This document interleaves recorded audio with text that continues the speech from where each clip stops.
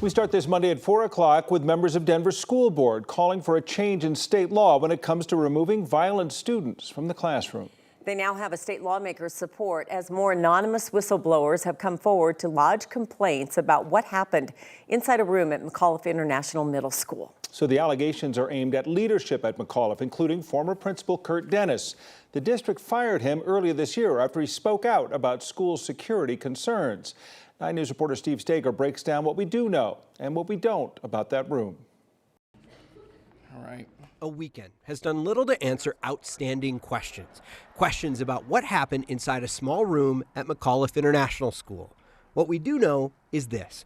Room 121E was a de-escalation room meant as a place for students to calm down when their behavior escalated to violence.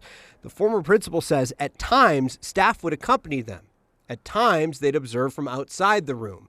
That's where the problem comes in. We have learned that what is said to have allegedly occurred at McAuliffe International School was not de-escalation, but seclusion. DPS considers that when a staff member stays outside as seclusion, which, while allowable under state law, is a violation of DPS policy. The superintendent says HR told him to retrain McAuliffe staff on the district's seclusion policy this week. It's asking me to do it for McAuliffe this week.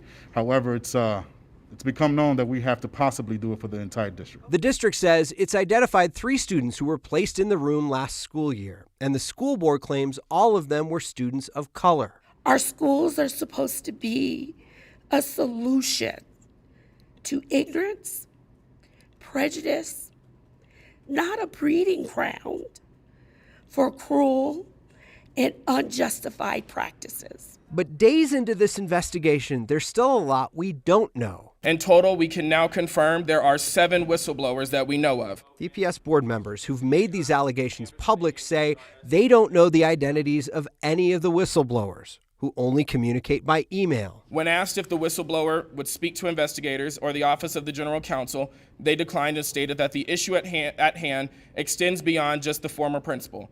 It implicates the entire administrative body. Nor have they contacted the alleged victims. The Denver School Board currently is not in reach or in contact with any of the students involved. That is up to the investigators. With questions remaining, these board members remain firm. They want seclusion banned in schools throughout Colorado and will push for legislation to do that next year. There's nothing that